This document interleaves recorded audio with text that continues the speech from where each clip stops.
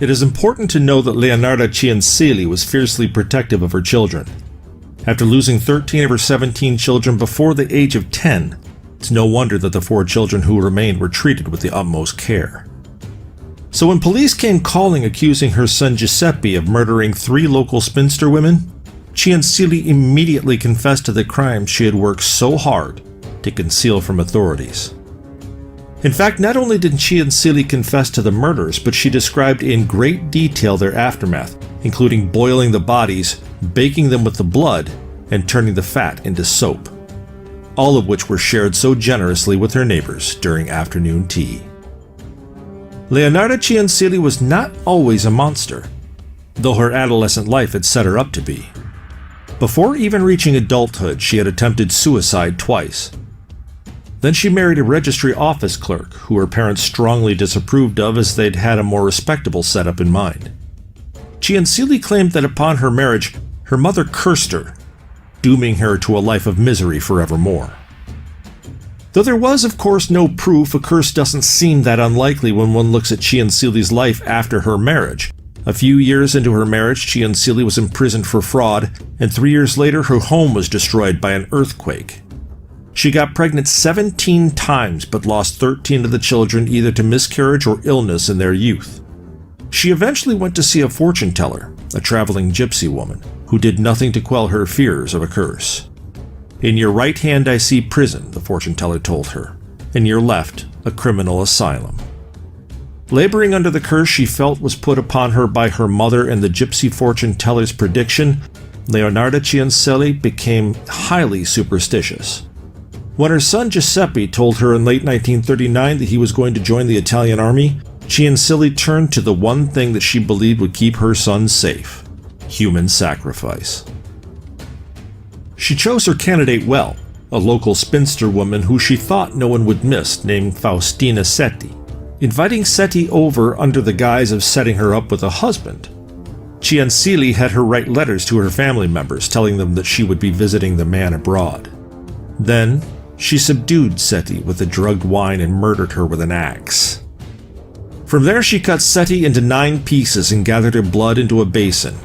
In her official statement upon her arrest, she described the things she did to the body next. "I threw the pieces into a pot, added 7 kilos of caustic soda, which I had bought to make soap, and stirred the mixture until the pieces dissolved in a thick, dark mush that I poured into several buckets and emptied in a nearby septic tank. As for the blood in the basin, I waited until it had coagulated, dried it in the oven, ground it and mixed it with flour, sugar, chocolate, milk, and eggs, as well as a bit of margarine, kneading all the ingredients together. I made lots of crunchy tea cakes and served them to the ladies who came to visit, though Giuseppe and I also ate them." According to some, Ciancilli also took Setti's life savings, which she had received as payment for setting Setti up with a husband. While one would think a single sacrifice would have been sufficient to prevent her son's imminent demise, Leonarda Ciancilli didn't seem to be able to stop at one. Soon after Setti's murder, Ciancilli found another victim, another local familyless woman named Francesca Soavi. Like she had with Setti, Ciancilli convinced Soavi that she had organized a teaching job for her abroad and made her write letters to her friends detailing her trip. And as she had with Setti, she fed her drugged wine, killed her with an axe, baked her into tea cakes, and stole her savings. Her third victim, however, was where she slipped up.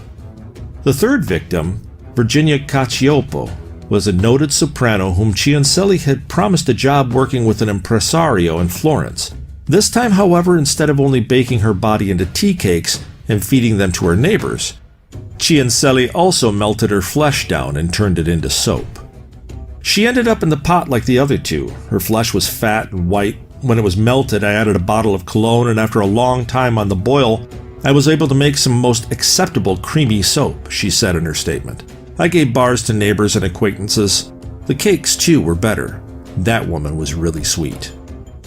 Though Ciancilli thought she had covered her tracks, she had missed something. Unlike her first 2 victims, who had little or no family, Cacioppo had a sister-in-law, a very nosy sister-in-law. She didn't believe Capiocco's letters detailing her quick departure and had, in fact, seen her entering Ciancelli's home the night she had left. Immediately, she reported the disappearance to the police, who quickly investigated Ciancelli. At first, Leonarda Ciancelli defended herself, never admitting to any wrongdoing. It was only when the police openly suspected her son, one of the 4 children she'd worked so hard to protect from the world, that she admitted it was her and that her son had nothing to do with it. The trial of Ciancelli lasted only a few days. She was found guilty of her crimes and granted a 33-year sentence that echoed the gypsy woman's prophecy with eerie accuracy: 33 years in a prison and 3 years in a criminal asylum. During her final year in the asylum in 1970 at age 79, Leonarda Ciancelli died of cerebral apoplexy, a type of intracranial hemorrhage.